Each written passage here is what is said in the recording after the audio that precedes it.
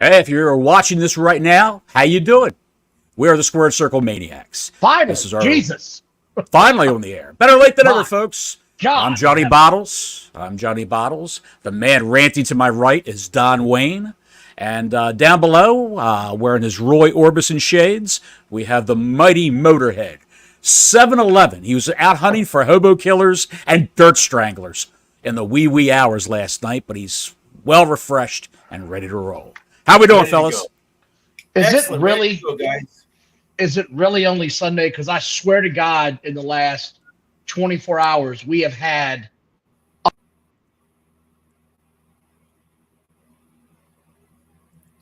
Well, he was in mid-thought. He's probably ranting and raving over there and hit a button and turned himself off. He'll be with us in a minute. Larry the Hitman says, hey, yo. Hey, Larry, how are you, sir? Larry, what's up, Larry? Don? You all right, Don? Dude, I am exhausted. I have been binging. This is like a damn job at this point. I've been watching football out of my mind. I was up until 2 o'clock in the morning watching that West Coast bullshit. God knows. I got up early this morning, watched the PLE. I'm still catching up on the CM Punk news. I don't know what the hell to do with myself right now. I know this much. I'm glad tomorrow's Labor Day. Happy Labor Day weekend. I'm going to be so glad to sleep in and not do a damn thing. Yeah. Cheers to the working man. Larry, LSU tonight, brother. Don't think I won't be watching. Where do we want to start first? Do we want to get into the Punk bullshit, or do we want to ease into this with the PLE? I'm down with whatever you guys want to start with. I'm ready for all of it. We got a lot to talk about. Go right into the Punk. So yeah, let's rock it, Bottles. All right, you want to do Punk? Let's do Punk. Yesterday, folks, it was announced that by Tony Khan in a press release that CM Punk's contracts, plural, have been terminated by AEW due to what happened last Saturday night at the All In pay-per-view from Wembley Stadium. Apparently, his conduct was so heinous that they opted to release him. He was suspended, him and Jungle Boy Jack Perry, suspended and released. We've covered this thousands and hundreds of times on this show about the different troubles that he's been having with a subset of the roster, the men's roster in AEW. The Elite, Page, Omega, the Young Bucks, you all know who they are. We don't need to elaborate. He got into it last week with Jungle Boy Jack Perry, and it led to both of their suspensions by Tony Khan. And now he's been fired. So, did anybody see the footage last night of Tony Khan coming out in front of the Chicago crowd and them booing the shit out of him mercilessly? And there was a group of females that were near him chanting, "You're a pussy, you're a pussy," over and over again. Yep. Yes. The news has just come out that apparently he was crying backstage after this all happened. He probably had to be consoled by a couple of rails and the vagine of Britt Baker. Again, he got booed mercilessly. I booed out of the building. I mean, booed his ass. And this is, and I know you covered this a little bit yesterday, Bottles, as soon as it happened. Here's my issue of what he said. He said he was afraid for his safety and his life, but he was so goddamn afraid that he had to get a committee to review what happened and tell him what he should do. I don't know much about life, but I know this. If I had somebody working for me and I was afraid for my life, there's no committee. There's no questioning. You're fired. This smells like bullshit. It smells like a bunch of nonsense. They also said that he, quote, lunged at Tony Khan. And then, of course, Dave Meltzer said lunging at him is a understatement, and said he did a lot more than that. So, again, I come into this thing saying, all right, I'm not saying he didn't lunge at him, but you cannot tell me that you were in fear of your life and you kept the son of a bitch employed for another week and then waited until your television show in his hometown to do something about it. I'm calling bullshit from the word go. This smells like some underhanded cooking. It's political backstabbing. All of this is bullshit. Tony Khan, you weak, spineless bastard. 100% agree. This guy has been letting the asylums run the institution for how long now? And now it's finally biting him in the ass because he's not a boss. He's not a boss. He does not know how to control his people. And he just got rid of his biggest cash cow. CM Punk was his biggest goddamn draw, and he fired him. And is Jungle Boy Jack Perry fired? Last I heard, he's not. Nope. He's just suspended. Exactly. Because the little kids club with the elite, they kept their people together, and they just didn't like the way Punk was. They didn't like the way Punk acted. They didn't like the way he conducted himself on the, in the ring and backstage. So, I'm calling BS on that as well. And when those chants came out, I was laughing hysterically. I'm going, and I even told my wife, I said, "Watch what's going to happen." She's like, "What's going to happen?" I said, "They're going to boo the shit out of him and probably call him something bad." And they did, and it worked because it's all true. It's all true. The guy has all the money in the world, but he's got a fucking dollar brain. He just caveat to that. Know how to book. He does not. His daddy does. Daddy, yeah, that's correct. Thank right. you. Exactly. Yeah. The old man's money is all his, and he's still playing. He's still playing basement fantasy wrestling with real people's lives, and it's not working out. He even said in an interview that he books the shows using the AI program ChatGPT.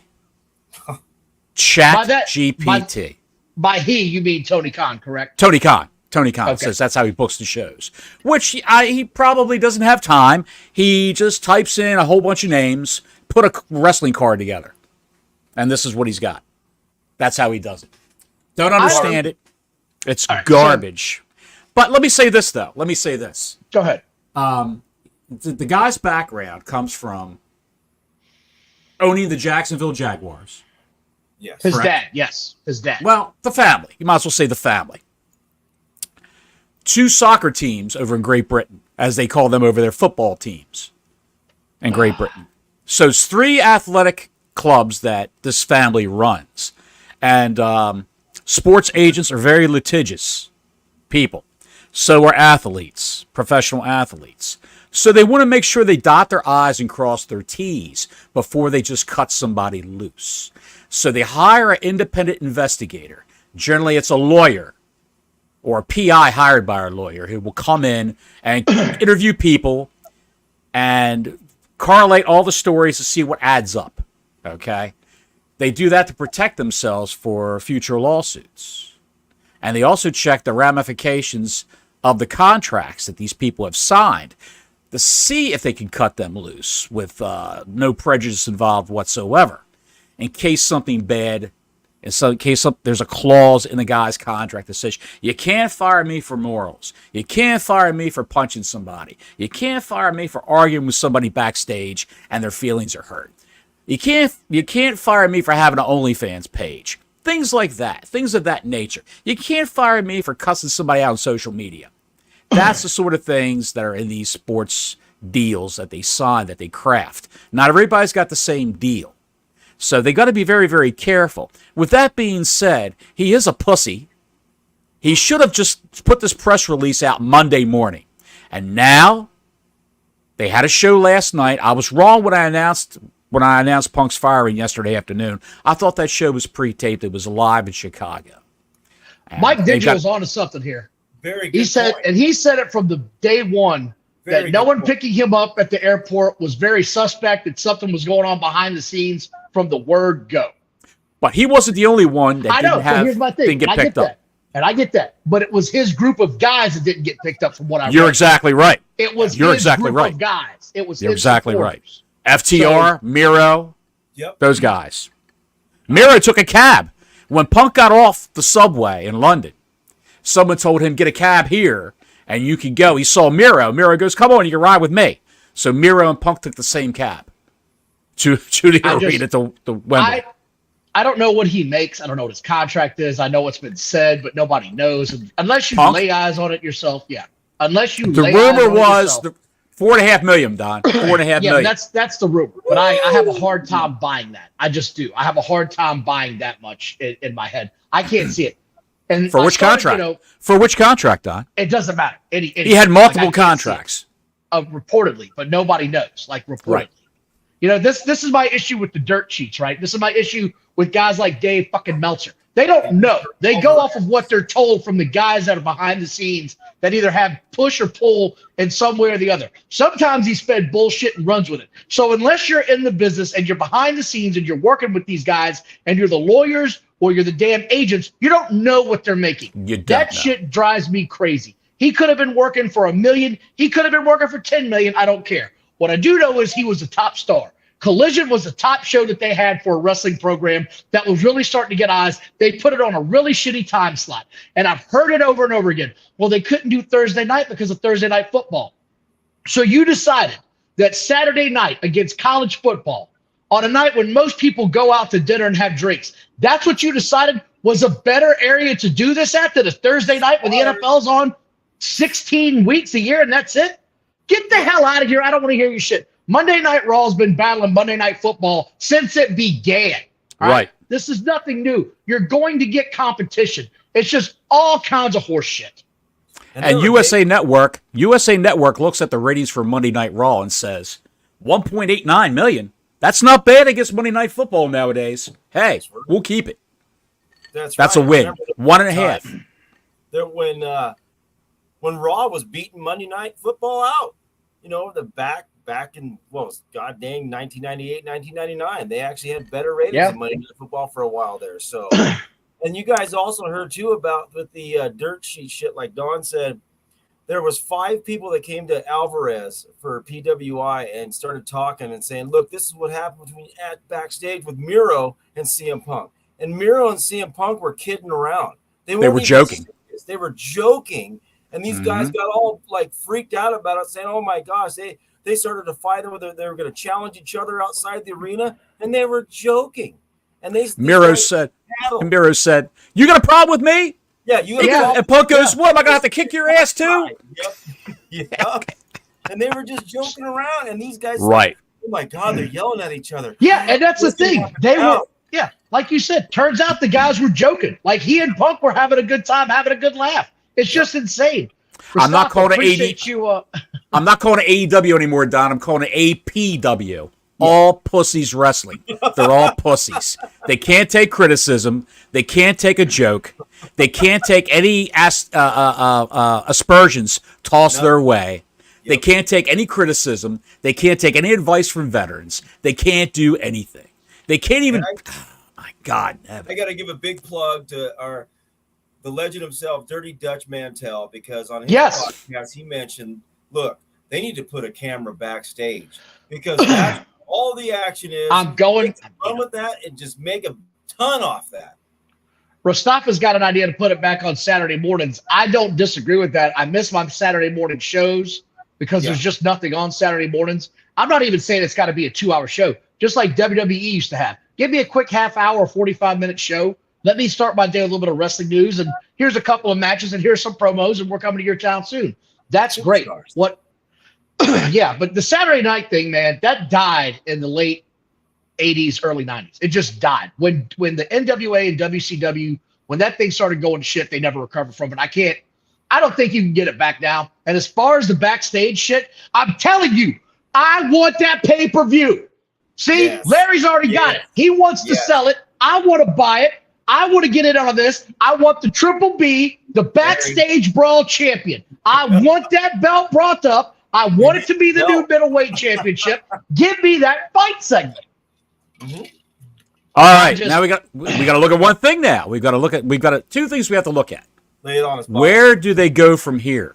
AEW, APW, all pussies wrestling. Where do they go from here?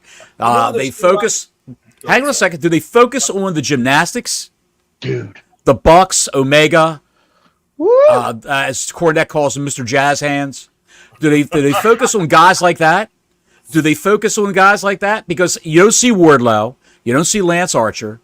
Powerhouse Hobbs can't get arrested on AEW television. He's got a match tonight with Miro. He's got a match tonight with Miro, but is that going to take place? Is Miro mad? Will Miro take his ball and go home? He's good friends with CM Punk. This damn good point. I'll let Don. Where do you see the trajectory of this company going? Is it going Is it a course correction, Don, motor, or is it going right down the tubes? I think it's going right down the tubes. If it's not down the tubes already, it's staring down that porcelain bowl, and Tony Khan, unbeknownst to himself, he has his hand on the handle to flush it because he has no idea. He wants to be Vince McMahon so badly. But if Vince McMahon saw two guys get into a fight in the back in the gorilla position, he has seen it. Several. This happens all the time. People get heated. These guys are all pumped up. Adrenaline's working. They're getting ready to go out for a match. Oh, Bottles has hit the freeze button. Bottles? He'll be back in a minute. He's almost back shortly. And back in the 80s, you had dudes that were pumped up on steroids going crazy with each other backstage. They don't have that now. Now they're pumped up on yogurt and goddamn fruit bars.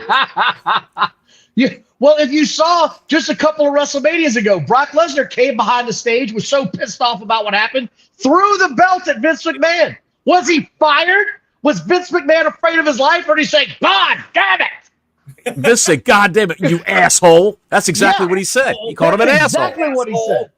He didn't say, you're fired, or why would you do that? He acted like a man. God damn it, you asshole. And everybody carried on. Next match. Sometimes shit happens. You're dealing with people that get upset. Mustafa says, bro, what about Ace Steel? Ace Steel is gone. Ace Steel's been fired. He's out. He was the special agent for Punk. That's all he was. He was the agent for Punk's matches. And he was there to ensure the fact. The agent, people don't realize this, the agent for a match lays out the match. He gets the feedback from the guys in the match. And if they have it laid out already, he'll come up with a finish. Now, what he'll do, the agent sits back next to the guy who owns the company, be it Vince or Tony Khan. And he's the producer on the headsets. He talks to the referee to tell the guys what to do or to remind them of a high spot. Or Vince said or Tony said, we're cutting this match by 3 minutes. Go to the finish. Well, you asked a question before you froze up there. And your question was, where's it going and what direction is this going? Yes. Bring in the fucking camels, because that's where we're going. Like, bring in the camels. That's where we're going. We had a serious Saturday night show that was dedicated to wrestling, and I was thoroughly enjoying it. And the last few weeks, you could see it getting a little bit worse and worse and getting further and further away from what it was initially when it first came on the scene, right? Like, it was suddenly not a serious wrestling show the last few weeks. AEW Dynamite, it is what it is. They're going to pull 850 to 870,000 people every week. When it first started, do you guys remember? They were pulling in 1 million people a week when the show first came on. And the next year, it was like 900,000. Now we're down to the 850s, right? You're losing professional wrestler name value. You're not just losing professional wrestlers. I understand they want to make their own stars, but you can't do a startup company like this and not have a star that people can hang their hat on. They don't know how to make stars. They had a star. Motorhead, they had a star, didn't they? A guy's name was Wardlow. He rose up organically. He was their Dave Bautista.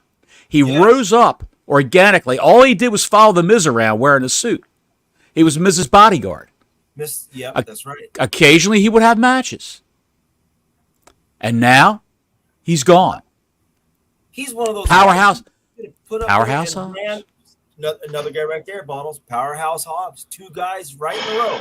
Two guys in a row that could have been marquee wrestlers for that company. Top of the line, put this stuff on my shoulder guys. They had the look. They could talk. They had the ability. Agree with you 100%, buddy. 100% on that. Now, he had the biggest, by his own admission, Tony Khan had the biggest ratings draw on the roster. CM Punk. He said that guy is what was the word he used? The apex. Tony Khan. At one of the media scrums, he said CM Punk is the apex of ratings draws. He brings in over 1 million every time he's on Dynamite. And that was true. That was very true. But he's got Mercedes Moné in his back pocket now. No one gives a shit. No one cares. I don't want to.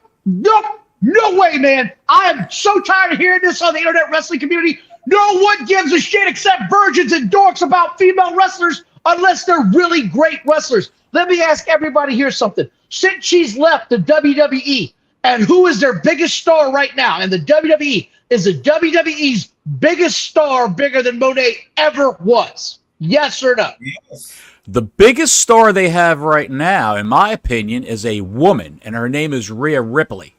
I rest my case. She proved that last night by getting a great match out of Raquel Rodriguez. Also, when you see the Judgment Day, she's the leader. She's the leader. She's the unsanctioned leader of the Judgment Day. Everyone looks at her, and she's a hell of an athlete. Jack, she's to the max. Got a look. She's got a look. She's got an incredible look. If you saw pictures of her when she entered NXT, it's night and day. Hair. Yeah, you wouldn't even recognize her. You wouldn't even recognize her. A fresh face tattoos. Kid. No tattoos. Now she's just a dirty, evil girl. She's dirty, all right. Yes, sir. I'll tell you right now, if I were to pick, I couldn't do 4. But if I'm starting my female version of Mount Rushmore for professional wrestling, Rhea Ripley's already on there, and she's still got a ways to go in her career, man. And yes, hang on a second. Mercedes Moné. Say it again. Mercedes Moné, the former Sasha Banks, showed up at Wembley. She had a boot on her foot because she broke her ankle doing the stupid shit she does in a ring when she was wrestling for New Japan Pro Wrestling. The last match she had was over in Japan. Broke her ankle, fell off the top turnbuckle doing some bullshit, and it landed outside the ring. But they went right to the finish, and I believe it was Willow Nightingale pinned Mercedes Moné because they had to call for the finish. She was scheduled to win the match, Moné was, but she couldn't go in. So Willow Nightingale won a belt. I forgot what belt it was. It wasn't the main championship. It was the New Japan Greco-Roman freestyle whack-around women's division championship belt. A menstruating championship belt. Yes. Retarded shit. Yes, it was that. Okay. That's, and she shits the bed every time she has a big match, Sasha Banks, because she always gets hurt. They can't. Vince always kept her on the back burner in the WWE because every time he gave her a championship, she got hurt. And she had to take time off. And she had to forfeit a belt once. She had to lose a belt in a quick roll-up finish once. Yeah, I remember. So they couldn't make any plans around her. And now here's my question. Well, hang on a second. The other name, I said 2 names. He's got Mercedes Moné in his back pocket. Jesus. She's going to sign a deal. See, that's what it is. The wrestling gods are making him stop because he's talking about another bad female wrestler. That's what's happening. Oh, no, yes, I think it is. I believe it is. That's what's happening. Edge. Well, Edge. Okay.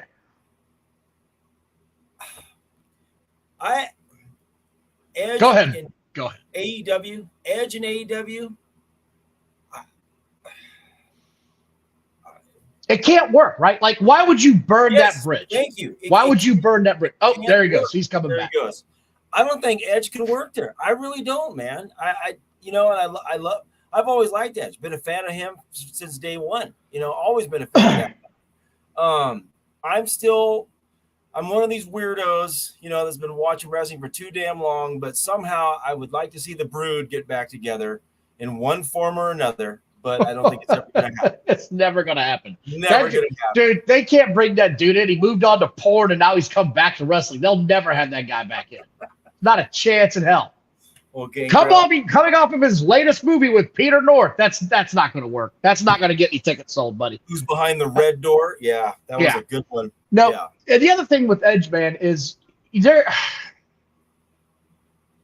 cannot throw away. And Larry, I was about to say it, Larry. You cannot throw that Legends contract away. You can't. And not to mention he's got some serious health issues, and they had to be really protective of him when he was out there. Right. He's not getting in there and doing 13 freaking Canadian destroyers in a row and no selling shit. No. That's just not going to happen. You know what I mean? Like, I can't see that. So I understand where you're going with it, but I don't see him leaving the WWE. He's been there for 20 years. Don't go take a 2-year payday to burn a 20-year bridge. Like Daniel Bryan, that's a little bit different because Daniel Bryan still wanted to wrestle, and they just didn't want to risk his injuries anymore. They said, if you want to wrestle, we're going to let you go. Good luck to you. We wish you the best of luck. Because WWE didn't want his ass anywhere near the ring anymore. They were terrified he was a walking concussion, brain damage victim waiting to happen. Man. Yep. And Edge has spinal stenosis. Yeah. I mean, it's incurable. Same as Sting. You can do some things. Right. He could do a Sting deal where he just tag teams with Christian. He could tag with Christian and jump off of ladders. He can do that as long as it doesn't land on his neck. But if you're only going to be around, if you're 50 years old and you figure I can do this till I'm 55, and WWE won't let me, they won't invest that much money into me, but I've got this money mark. I've got this Pakistani money mark over here who will do it. Yeah. Tony Khan. He will. Go with the money. Go with the money. You're getting older. But you can't blame the guys if they do it. You really can't. Like when you're talking about long-term money, though, man. And when I think about that, it's long-term money. You got to think about it like long-term investing, right? You've got all your merch to the WWE right now. Yeah. They'll be able to get out all this, when he retires, they'll have all these specials on him. They'll have these special merchandise packages like they've done with The Undertaker. You don't piss that away for a short-term deal.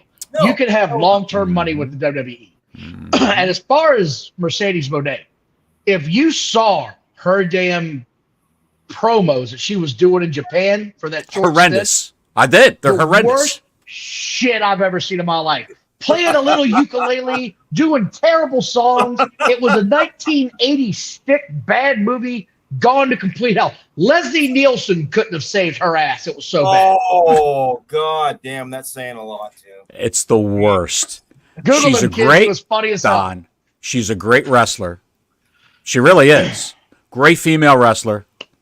But promos always sucked with Mercedes Moné, Sasha Banks. Her promos were always terrible. Her claim to fame, her crowning moment, was that match she had with Bayley down at NXT. That was it was in New York. It was the Saturday before a SummerSlam, I believe.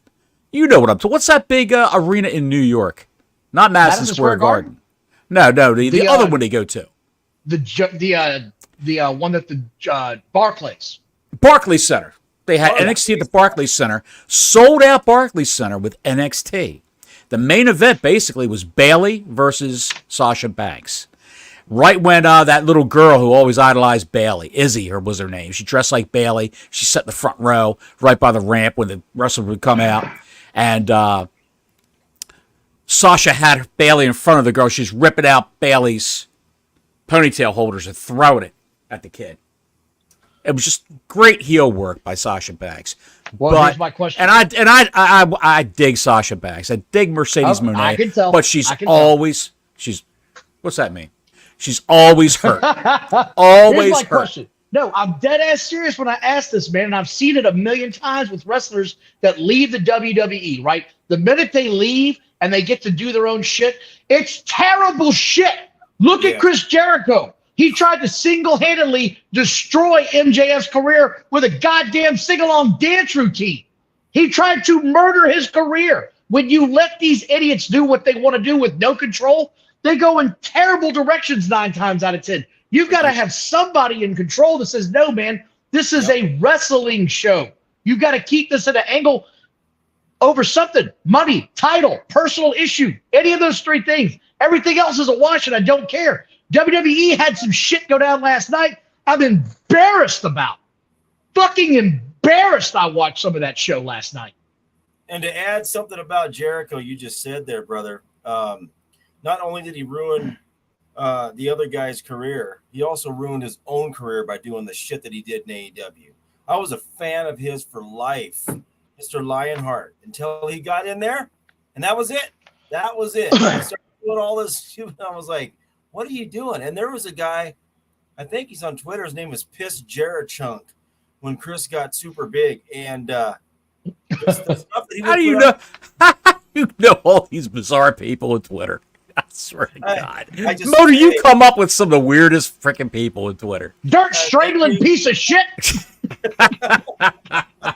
Hey, I'm a carny at heart, so I attract the weird and bizarre train. But this guy, You are a gypsy. Thank you, sir. And there's my gypsy wagon, boys, right there. That's So what he kills the hobos with in his spare that's time. right, He just that's the murks hobo them. killer. But he followed like Jericho for years. Actually traveled and like for 20 something years followed the guy. Went to most of his matches when he could, and he had this room that was full of just like Chris Jericho stuff, everything. And once he got to AEW, and after about the first 2 years, there's a video of him. I got to find it somewhere where he takes all his stuff and he burns every piece of Jericho memorabilia he had to the ground. Because that's a lot of money wasted. What he went to. Yes, it is. It is. Yes. I mean, I get the statement, but it's like, don't cut off your nose to spite your face. That's right. That's right. And you can't So- turn beat piss into gasoline. Guys So like we gotta- Jericho, guys like Sting have extravagant lifestyles. They really do. And how many records is Fozzy selling right now? How many least tours? How many tours? At At least three. How many tours are they selling out? They're not. No one's paying a lot of money to go see Fozzy. Okay, because they suck. I saw They And, played in front of 81,000 people. Jericho. Jesus, Motorhead. Well, you probably saw him because you had to. You felt like you had to. Hey, I like I that wish I song. lived closer. They were playing Jesus. at a festival, and I'm like, first off, the name, I'm like Fozzy, because every time I hear Fozzy, No. I think of Fozzie Bear from the Muppets. Seriously. If you God. If you lived on the East Coast, Don and I would carpool, Dude. and we'd drive to your house and slap you. And I we'd would just get in our slap car the and get and shit leave. out of you. I would have slapped the It was shit by out of you. default, guys. I didn't pay for it. They were there with a bunch of other bands. And I just... Look at this guy. Look at this guy. Wait a minute. Look at this guy. Now we got to go get Mike. Oh, Mike, Jason, I'm Mike- heading up to Boston. I'm heading Mike up Digital. to Boston. We're coming after Mike Digital now. God damn it. Now I got to get on 95 North. Did These you guys wrestlers, watch? these wrestlers have extravagant lifestyles. They need a certain cash flow to come in to maintain that lifestyle. And Tony Khan is throwing money away like it's going out of style. Like a Yeah, mark. I mean, like a mark. like a mark.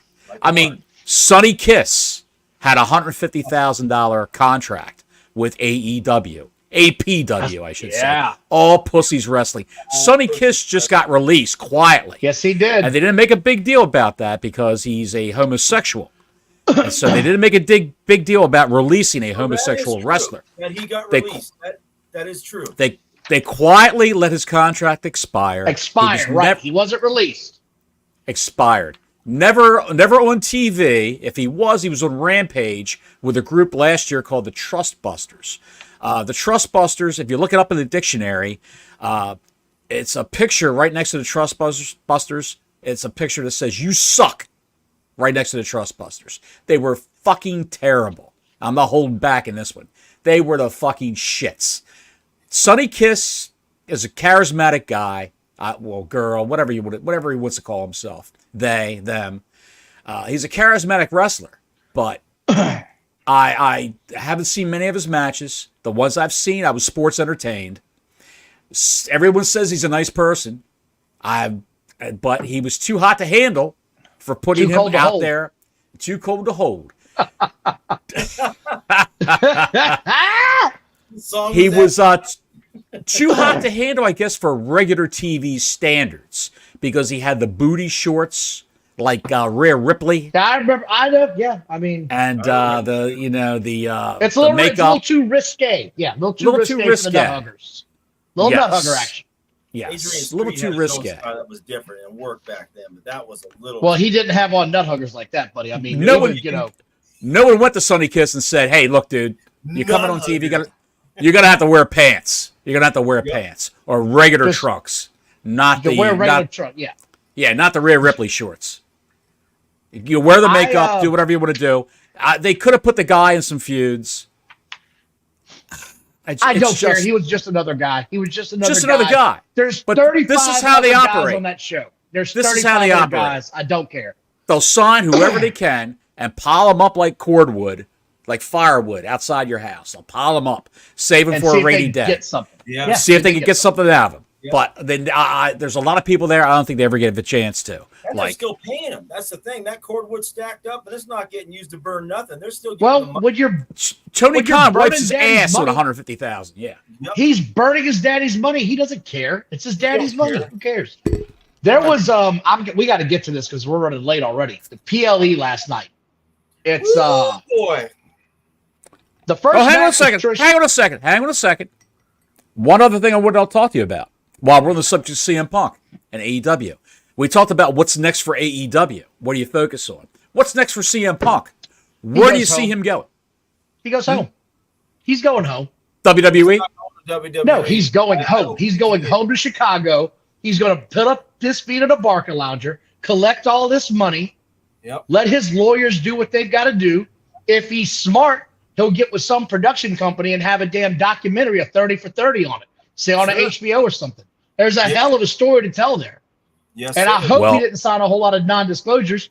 And I understand people are already saying, well, he's got to go to WWE now.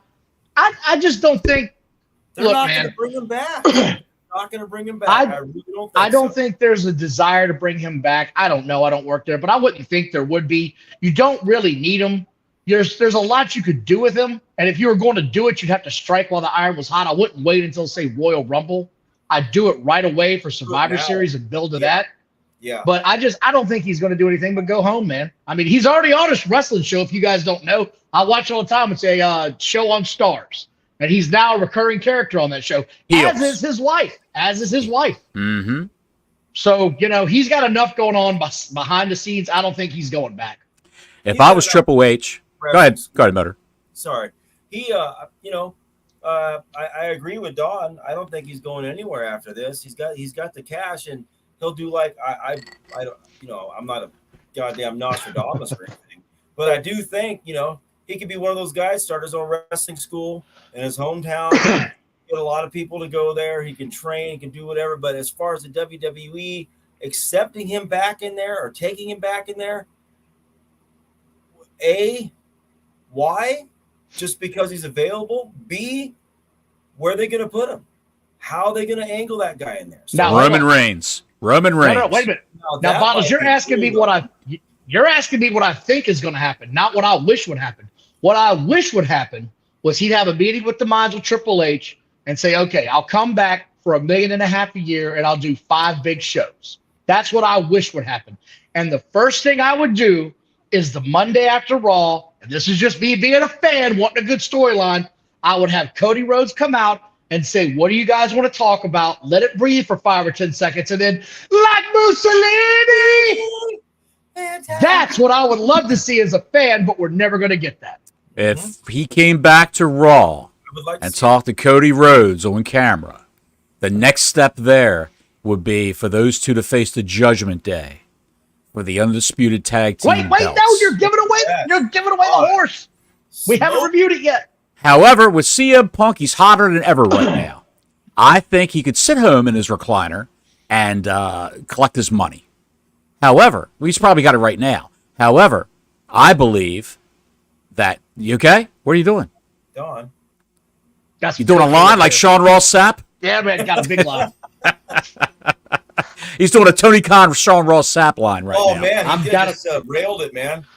Yeah, I would.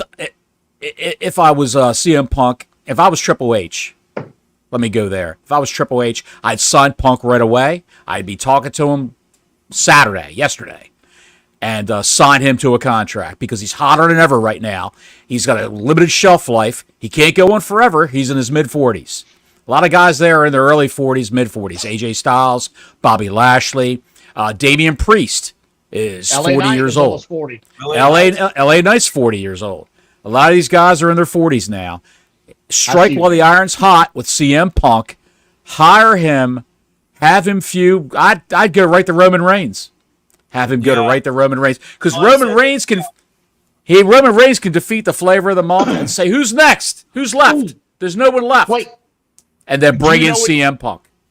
Did you see, I can't remember who it was on Twitter, but they had a thing that they showed and how CM Punk is doing the exact same thing that Roman Reigns is doing with the one in the air with the belt over his shoulder as he walks away. He's been doing it for a while, and I didn't even notice. Like, that's a subtle little thing I didn't even catch up on. I wish I could remember who pointed that out, but I was like, that's tremendous. I didn't catch that. Was he sending a signal?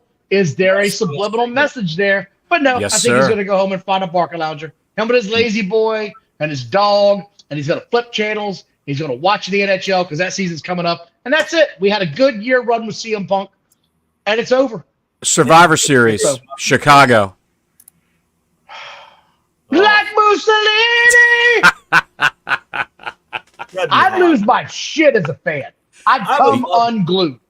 They would pay him. Love it. They would pay him for limited appearances like Edge, which he could do that. And Brock. And make money off of him. Plus, they would pay him just to have him come on the air and shit talk AEW. Sure. Absolutely. And Bottles, you just put out the thing. AEW, you just put this out the other day. Biggest selling merch guy in AEW, who is it? CM Punk. By leaps and bounds. Exactly. 100% more than the next guy in merchandise in AEW. We got to get to it. We're running out of time. We're running short on time, gentlemen. They had a PLE last night. Yes. PLE. Yes. Payback. You know what got paid back? Not my goddamn patience, that's for sure. I watched some shitty wrestling the last few weeks for this nondescript PLE, and I get Trish and Becky in a frickin' cage match that my wife said I can't watch this and just left the room. She said, call me when something good happens. I said, all right, we might be waiting a while. So you might want to go feed the dogs, do some dishes, get the laundry going. I might go cut the grass. You tell me when something's going on. Terrible. I did notice something, though, in this match, and I was going to see if you guys noticed it.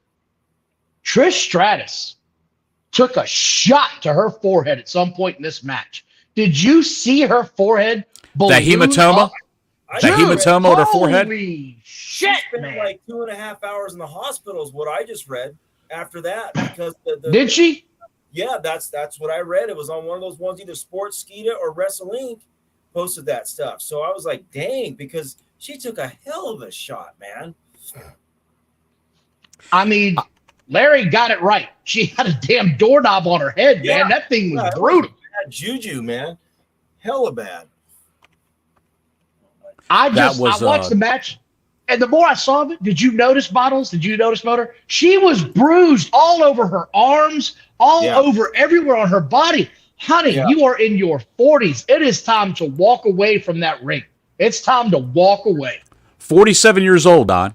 Trish Stratus. Looks fantastic. Stop. Yeah, can't argue with you there. Does she have children? Yes. Good thing she does. She had a goddamn shit. It ain't gonna happen no more. I don't think. She had a bird egg on her forehead. That's all I know. That shit. Yes, she did. Yes, she did. God. It looked bad. It looked bad. So Trish to cover that, Trish lost. Yeah. I thought that was I'm sorry you didn't like it. I was bored at the beginning, and then they revved it up. And I guess they read the crowd. They were losing the crowd. The crowd was, I don't know what they did with the microphones last night with the mix, but you could hear them. You could hear them talking in the ring more louder than you could hear the crowd. Because I even heard Rhea and Raquel call spots to one another. Hit me again. Yeah. Clothesline. It was I'm not saying that it wasn't. The beginning of the match was just blah. It was just blah. Oh, God, I agree. But the last probably 10 minutes of it, or I'd probably say 5 to 7 minutes, I could get behind that. It got entertaining. They picked it up. Zoe Stark obviously turned on Trish after she lost because Trish was being the mega bitch, which I love to see. And then that was the end of that. Fine, all good. Is she a face now or a heel? She's gone. That's what she is. She's gone. No. She's gone. Oh, no, she signed a contract. She's there for a year. I know, but she's gone for a while. You won't see her back on TV for a while. I disagree. I think you'll see her tomorrow night. Oh, not with that fucking ostrich egg on her forehead. Ain't a chance in hell. She can do a run-in on Zoe Stark. Dude, she can headbutt her across the aisle. She doesn't even need to do it. Run it. Good Lord. Then we had Cena came out with The Miz, right? That was entertaining for what it was. I'm not a huge fan of that kind of stuff, but it was what it was. He became a ref, and then out came the man, my favorite wrestler right now. You love him. I love him. L.A. Knight. Right. And they put on a pretty, it's not a great match. I don't know that you're ever going to get a great match out of L.A. Knight and The Miz. Am I wrong there? I mean, do you think they're high wrestlers there, Bottles? No, it looked like they were. It looked like they were calling it in the ring. It looks like it really wasn't planned out in advance. I think they planned a little business with Cena and how Cena was going to interfere, pull each guy off of each other. But I think that their styles didn't mesh too well for some reason. I don't know why. It seems like there's a little bit of miscommunication here or there, but it came off well. It was serviceable. I was sports entertained by the whole thing. Motorhead, I know you weren't a big fan. I can already tell by looking at you. It was on your average meter, I'm going to guess. I'm going to guess it rated your average meter. Yes, sir. It was one of those matches. It's like watching a plane trying to take off, and it's got the horsepower, and it's going, and it just doesn't quite get off the ground.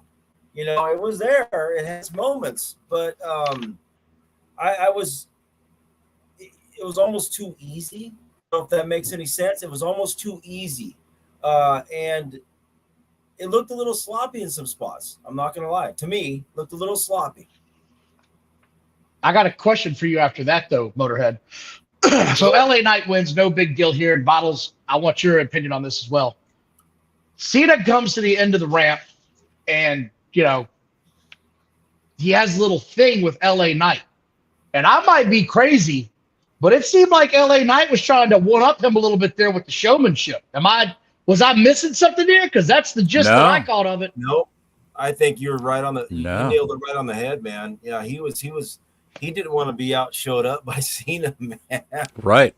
He's protecting his spot. Yep. Cena took that shirt off to show that, hey, I'm not a referee right now. I'm not a ref right now. I'm just a man saying congratulations. So I would look for a match between the two. I would look for a tag team between the two. Did you feel, though, like it was not sort of a planned spot for it to go that long? Like LA Knight was like, nah, I'm taking my time right now on purpose. I'm not going to let you come in here and steal my thunder like you have with so many other guys. That's how I felt. I think you're exactly right. I think it wasn't pre-planned to go that long or for that piece of business that they did with the handshake and all that. So, yeah, I think that LA is protecting his spot. It took him a long time to get there. Long time. And the people put him where he's at right now. 100%. If Vince was in power, LA Knight would be jobbing out to Akira Tozawa. Man, right now, just to teach him a lesson.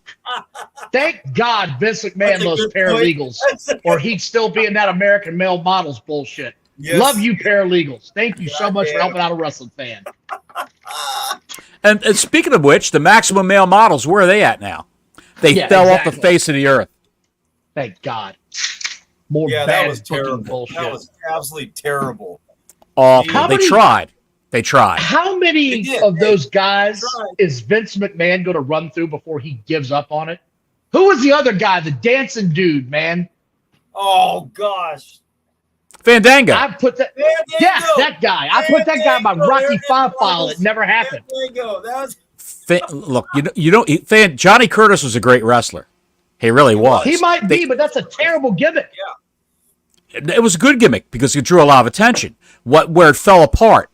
Listen. For a heel, Dancing with the Stars was a big thing at the time. Yeah. I think he passed out. Dancing with the Stars was the biggest show on television at the time. So they did a little thing where this is going to be a play on Dancing with the Stars. Johnny Curtis couldn't cut a promo. No. He can't promo. He was terrible at it. They hired a manager for him, Summer Rae. His dance partner was his manager. She can't cut a promo either. So they have two people that can't talk. That's why the whole gimmick fell apart. Great combination. Two people that the only male type model that ever worked was in the 90s because he was a complete.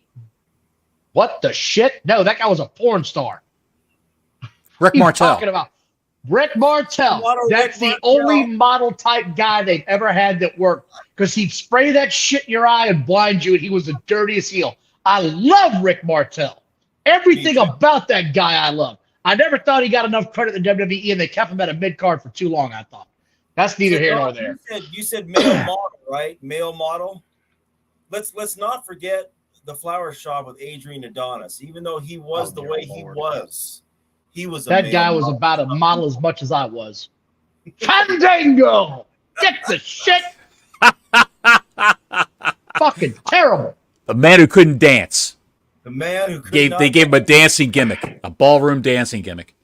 Although that song was over. The theme song? So he was all right. Scud, I'm having to have so many beers today because the last 24 hours have disgusted me as a wrestling fan. Trying to rinse this shit out of my mouth. Because then it happened. Good. Ray beats Austin. No one cares about Ray beating Austin. Bud Light, buddy. Didn't care. Did anybody care that Ray beat Austin? Does anybody care? No, that match was just there. I was waiting for Santos Escobar to turn heel on Rey Mysterio. The USW champion, the United States Heavyweight Championship, Escobar should have been there. God damn it. They blew that. He should have been there. That's in my opinion. But he's not. Dude, and he's not. And that's going to set him back a while. I think a long while because he wasn't present. Damn it. And I love that guy. He needs a push. We talked about this a couple episodes ago. He needs a push. He needs to get going and stay on that gravy train. Keep going. But him not being there, I was disappointed, very upset. Our great American nightmare is over, and it ended in a match that pissed me off to no end. I thought it was complete ass. I hated everything about this. I thought I'd wipe my ass with this match. It was so bad. What match was that? Just ass. Sami Zayn.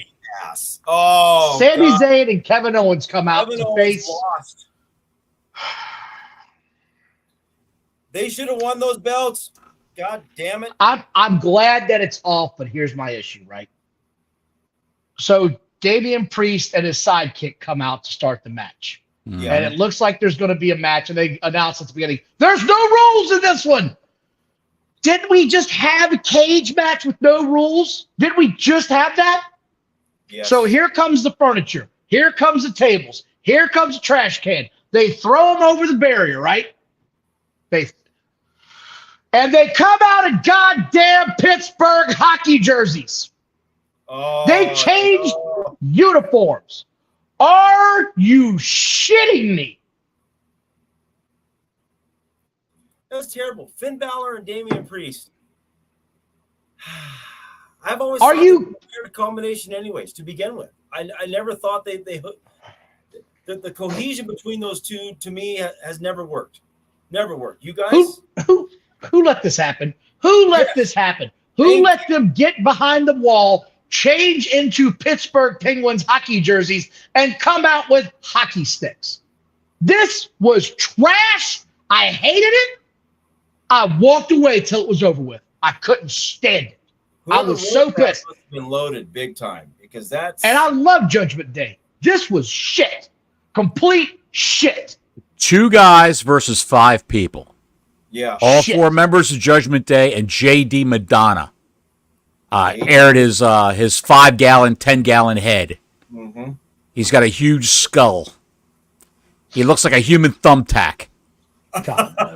And he showed up. So I would look for another member of Judgment Day being consecrated on Monday. Hey, Scud, I thought it was going to be a tag match. Went and got a beer, came back, it was chaos. No rules, anybody can interfere. It's junk. God, lazy booking. Thank you, Jim Cornette. I'm getting the shirt. Mr. Cornette. That was definitely lazy booking. I hated everything about this. We have new tag team champions. Thank God, because it was going nowhere with Kevin Owens and Sami Zayn. Nowhere. It was so stale. if I never see a rematch of this, it'll be too soon. I never need to see this shit again as long as I live. I couldn't wait for this to be over with because next, what do we get next? We got Rhea Ripley, and I know you like her. Yes. Raquel Gonzalez. I know you like her. Bottles likes Raquel Gonzalez looks like she just walked into the match and no one told her backstage what was going to play out, what was going to happen. She seemed like she was a little lost out there, but Rhea Ripley guided her through that match. And I don't know. Two big women, two big Amazons slapping each other back and forth, clotheslines, showing their strength to one another. I kind of dug it. It wasn't the greatest, but it was over before you knew it. All of a sudden, gone, done. Dominic Mysterio, the biggest heel in the company, he appeared. Here's my question. I do got a question for you. Did you notice, though, that Gonzalez, she's not ready for the main event, man. She's just not. No. She's not ready. She got pushed in there too soon again because of her size. She still needs time to develop. What she did, a lot of it, the timing was terrible. It looked off. I wasn't a fan of what I saw. And I don't know that she, I'll put it this way. I think she potatoed the shit out of Rhea Ripley because some of those shots in that match that Ripley was hitting her with were, that shit said receipt all over it, son. And I'm not in the ring and I don't know.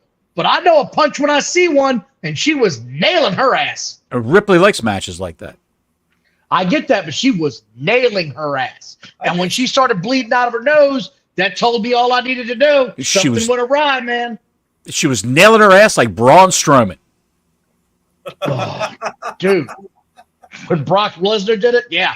Brock Lesnar was like, bam! She was punching her, dude. Raquel Rodriguez used to date Braun Strowman. They broke up like a couple of weeks ago. Good for her. Yep. No reason to start potatoing the chick in the middle of the ring because I just didn't think it was a great match. I wasn't a fan of it. It was what it was. Rhea Ripley was trying to carry the woman. You could tell. And it's just, I like her. Even the spot where she did the power bomb and Rhea Ripley went over her head, it just looked bad. It just looked, whole goddamn thing looked bad. I didn't like it. I didn't like anything about it. It hurt my feelings because I love Rhea Ripley, but my God, Raquel is not ready for that spot. Tomorrow morning, put a call into your doctor for some losartan, okay? Dawn. Oh, Dawn's gone. Dawn. What happened, Dawn? Are you okay? His anger and his hatred interfere with the Wi-Fi connection in his house. He's radiating so much radiation coming off of Don of hatred that it jammed the Wi-Fi, and now he's back. Yes, it did. Nice. So I hated it, man, just because I wanted to see something good. And I told you, we talked about this a week or so ago, I said the match wasn't great when they had it in NXT. It just didn't work well. And I said, I'm afraid I'm going to see that again. And sure as shit, here we are. Happened again. Raquel's just not on that level yet, man. No, she can't call a match. She can't, if they made her, she's no ring general, as they say. Rhea Ripley is, but Raquel Rodriguez is no ring general. She's that's a damn good point. She's better served waiting around for Liv Morgan to come back from her separated shoulder to challenge Chelsea Green and Piper Niven for the tag titles again. So I think that's what they're going to do. They're going to have them put her on the back burner until then. Yeah. No, that makes sense because you can hide her weaknesses because she's got a lot right now. She's just not ready for that singles push yet. And then we had the main event for the World Heavyweight Championship. You left something off. Oh, no, I don't think I did. Grayson Waller. Yeah, I didn't leave that off. I left that off on purpose. That was nothing. That was nothing. The one caveat of that, the one takeaway from that event was Jey Uso, who quit the WWE. He just quit SmackDown, folks. He's now a member of the Raw roster. They get Jey Uso, apparently away from the Bloodline, separated. Bloodline's on SmackDown now. Jay's on Raw. Solo career. I think it hurts too. I don't think it does. I don't think it does. I think you're headed to an Uso versus Uso type matchup. like we had with the Mysterios this past one. I think you're going to get that at WrestleMania coming up, and I think they're going to build it through the Royal Rumble. I think that's where you're going to see it start. I think that one of the Usos is going to get one of the other Usos out of the ring on a screw job, and that's how it's going to come about. And I think you're going to see Roman Reigns fight his cousin at the Royal Rumble as the main event. Just my thought. Which cousin? The thumb guy. Dude, they're all running together now. Thumb guy. You mean Solo Sikoa? Solo Sikoa, yes. God. Solo Sikoa. They're all running together in my mind. You know why he's got the thumb gimmick going on, right? His uncle. Umaga was his uncle. So they came to him and said, Triple H said, how would you feel about doing the Samoan spike? Hey. This is, and you just pointed something out, Johnny Bottles, by the way, that drives me nuts. So when the WWE changes their names, when they bring them up from NXT and these other places, dude, I can't keep up with who the hell's who anymore. With the names. It drives me crazy. How many times have we see that growing up, guys? How many times do we see that growing up with guys that started out, okay, for example, let's just take a few out there. Jake the Snake Roberts. How long was he? He was always Jake the Snake Roberts. Wherever he went, he was Jake the Snake Roberts. Didn't matter what territory he was in. Dutchman, Dirty Dutch Mantel, the Dutchman. Everywhere he went, same guy. Goddamn Rick Martel, Junkyard Dog. You know, he started out as, Mr. Ritter and the Stagger Lee, at some point. But once he got big, he didn't change it, right? Exactly. Like once he was on national television. All in branding now, guys. It's all in branding. It's all in merchandise. Marketing. Vince McMahon wants to copyright you and brand you, your likeness, your name, the whole 9 yards. And that's what they do. He owns it. Now, if John Cena were to go to, which he's not going to, if he was ever going to go to AEW, he couldn't be John Cena, even though that's his real name. He's talked about that too, openly. Right. Like, and that's kind of cool because he's also said, I'm never leaving, so they ain't got to worry about it. Exactly. Owns his actual name? Yes. Oh, my Copyright the name in only in terms of wrestling and wrestling merchandise. He can use his real name if he goes into the Peacemaker TV show or any movie. He can be John Cena, and Vince won't get a dime from that. But if it's wrestling related, Vince owns the name John Cena. I guess if he went to AEW, it would have to be Mr. You Can't See Me. I don't freaking know. He could go back to the prototype when he started. That would work too, yeah. Yep. The prototype? So, yeah. The prototype. Then we had the main event. That might be copyrighted also. Probably is. That was the OVW name, and the OVW was owned by WWE at the time. So co-owned, I should say. They were investors. Then we had the main event. The main event was a snooze fest. God, it was long as shit, man. It was half an hour. Golly Moses. It was so long, man. I found myself, I was like, I just got to get to the end of this damn thing. I can't watch any more of this. They had a guy who was a jobber to the stars for the last 2 years, Shinsuke Nakamura. His biggest success is when he teamed with Rick Boogs, and they were a tag team. And then they were on a winning streak for a while there. And Boogs got hurt at WrestleMania 2 years ago, I believe it was. It tore his quad. And he had to come back from that bad injury. And Boogs is MIA right now. He's just missing in action. Don't know why he's not on TV. He's healed. Shinsuke Nakamura is a great wrestler. But he shouldn't be in the main event scene right now because you ruined the guy. You ruined the perception that we have as fans. And I will say this to everybody out there who's watching this show, and people who have seen the show, seen our post on Twitter, you two guys can relate. And they criticize us for what we say and what we broadcast in these podcasts. We're wrestling fans. We're fans. We've been wrestling. I've been a wrestling fan since I'm 64 right now. I've been a wrestling fan since I was for 54 years, since I was 9 or 10 years old when I first saw Bruno Sammartino arm wrestle Professor Toru Tanaka on the Saturday afternoon Capitol Wrestling show. Right. On your local UHF channel back in Baltimore. I've been a fan since then. And I believed it back then. It was real to me, damn it, as that dude said. I've been since But 1980, 7 years old. see, and Don, how long have you been watching? I've been watching, honest to God, since I was about 1983. I've been watching. Yep. Right. I mean, 40 years exactly. We're fans. We've pretty much seen everything. We've seen all of your famous wrestlers, all your heroes. We've seen in the ring wrestling each other, and live. A lot of times live. yes, I've been to a lot of matches. I've seen here, baby. Several of them. Baltimore Arena. It was called the Civic Center back then.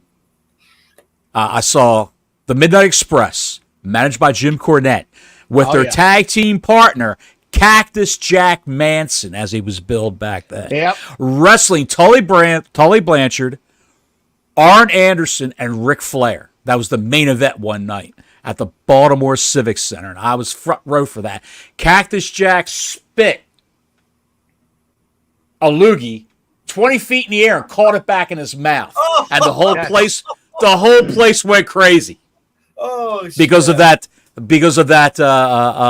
feat of oral prestidigitation. You saw him revving back and launched it and caught it right in his mouth. It was the most disgusting and amazing thing I've ever seen back then in those days. But we've seen it all. We've pretty much seen all the big names wrestle, and a lot of what goes on nowadays, they can't hold a candle to what we saw in the past.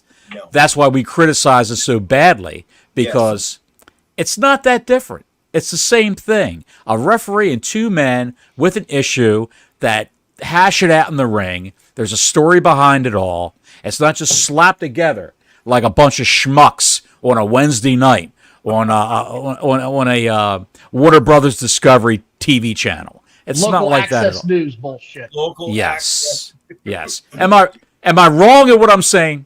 No, you're right. No, you're right. You're exactly right. Don't look, man. If you want to hook me as a wrestling fan, give me a storyline that matters. Don't just say my dream match would be to see Kenny Omega battle insert next great wrestler here. I don't give a shit. I don't care. If you think the wrestling moves are what makes money, you're a loser. It's entertainment, right? It's entertainment. Ricky Steamboat and Ric Flair made money because it was a great story. What also happened was they're great wrestlers. That's why it worked out. People shit on Hulk Hogan and Ultimate Warrior all the time. Their WrestleMania match was a great wrestling match. It was two humongous guys battling, and the story meant something. It looked like the passing of the torch. It mattered.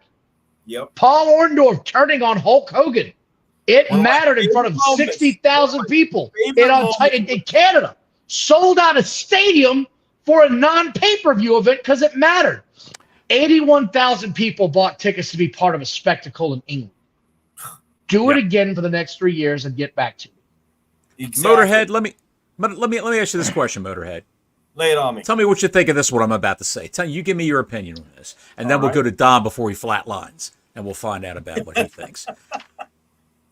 You got Ricky Steamboat, a great wrestler, great worker, and you've got a guy like WWE's own The Boogeyman. I'm sure you remember The Boogeyman. I have to still talk to him on Twitter, actually. He follows me. I follow him. Yes, yeah. We just lost Don. Don, are you still with us? The Boogeyman's calling him. Don, turn off your microphone before you take a pee, okay? It'll be like Leslie Nielsen in The Naked Gun. Yep. Oh. No, what I'm saying is, guys like the Boogeyman weren't great wrestlers, but they were great workers.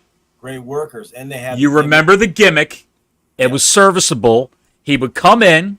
He would do the dance in the ring with the clock and the shaman stick. He had the stick with the smoke coming out of the end of it, and he had a handful of worms in his pocket. Worms. Yeah. And he'd throw the worms in his mouth. And he would do like 2 moves on a guy. And that would be the end of the match. And they would spit the worms in the guy's face. Every little kid in that crowd remembered the goddamn boogeyman. Yes, they all remembered him. Just like a lot of people all remember Ricky Steamboat, who was a great wrestler, great worker also. It's apples and oranges. It's chalk and cheese. It's sugar and salt. Different things, but they're all part of the same landscape of professional wrestling. They're all part of the same collage, if you will, of professional wrestling, and those are the things that make it great. The memorable moments of professional wrestling. Taking 16 Canadian destroyers in a row with a slap-together match between at a 150-pound guy with his pants falling down and some crazy psycho luchador who wants to get all his shit in every match and can't cut a promo in English. That's not a good wrestling match. You remember it for the bad things. You remember for the fact that they took 16 Canadian destroyers between the two of them and didn't sell anything. No, nothing sells. None of those Nothing. I got a question before we close up, because you made some really good points there. I'm going to just say this much, right? Yes. Who did John Moxley wrestle 6 months ago where he was bleeding all over the mat? Don't know. Couldn't tell you. No one can, because the shit don't matter. It doesn't matter. There were no stakes involved. No stakes involved at all. There's no stakes involved in any of these matches that they put on AEW. No stakes whatsoever. I can remember an MJF match against Wardlow. I remember that one because he got it was a squash match. He got a squash match. Yep. He squashed him hard in the middle of the ring. 10 power bombs, I think it was, wasn't it, Don? Oh. Yeah. And MJF didn't lose a bit of heat because the next day he was talking shit again because he knows how to work the business. You know what I remember? There's a few matches in AEW that I do remember. That's one of them. I remember that. Mm-hmm. I also remember the best friends, and actually, I take that back. I can't remember who they were wrestling. I just know it was in a goddamn parking lot with a minivan mom. That's all I remember about it. It was ridiculous. I don't even know who the hell they were fighting. I couldn't tell you who they were wrestling. You remembered it because of the embarrassment that you felt for the wrestlers. I remember Punk wrestling MJF for the heavyweight title. I remember that. Great match. I remember FTR fight a couple of weeks ago. That might be tag team match of the year on Collision before that thing went to hell. That was Bullet Club Gold. They wrestled. Yeah. Yep. But again, the Bullet Club thing, don't get me started because nobody knows who that is. That's a 2015 term that they're trying to bring back. Just let it die. To get to the point, though, it's just give me something I want to watch, and I'll watch. But and make it fun. Give us a story. I'm out. Bottles, I'm burned out. Take us to the promised land. I'm putting the shades on. Give us the back plugs. Get us out of here. Folks, if you just tuned in, you've listened to a man with coronary artery disease just tightening up. I definitely do not. His arteries are just tightening up right now. Lisinopril or losartan, you should check with your doctor about taking some of that because I think you're going to blow out your O-ring one day while we're live on a podcast. Wait, I got to see what Mike Digital says here. Hang on. Mike Digital says, if Judy Bagwell in WCW is such a reference point for bad booking, why copy that with the minivan, Mom? Exactly. Good damn point. Straight up. Mike Digital, the prophet of the SCM, Mike Digital. Coming with the knowledge well, son. Get you a drink. Absolutely. Folks, we're the Squared Circle Maniacs. We do this show maybe twice a week, mostly once a week we do this. We'll jump in if there's any special news that breaks. Squared Circle Gridiron. What day is that, Don? Wednesdays? We'll be on Wednesday at 6 o'clock Eastern Standard Time. We got a lot to talk about this week, brothers. Had some football. Football is back in America, and I don't mean the round basher they play in England. That's right. Don, Ricky, and Ron chatting up for some football on Wednesday nights at 6 o'clock. Good program. Motorhead, what are we doing? That's classic rock podcast. Hey, we'll get together. We'll do it this week, man. Sounds good to me. The old man's TBA. Home. Plug to my dad.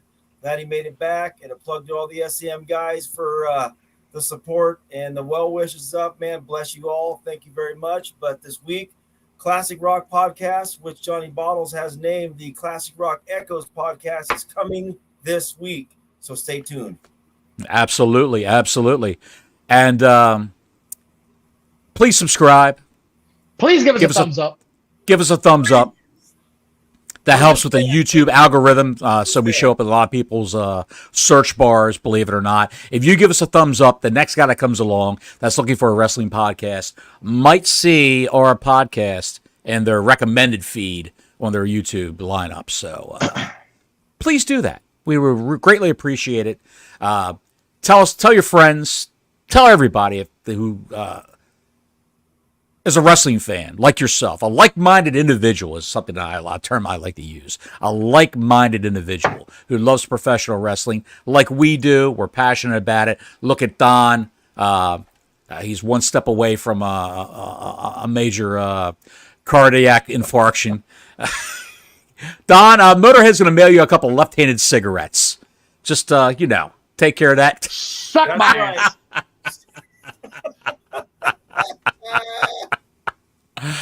Oh my God in heaven! I swear to God, it's just we're all friends here. Everybody in the SCM, we love talking wrestling. We love just talking shit. And you can find us online #SCM.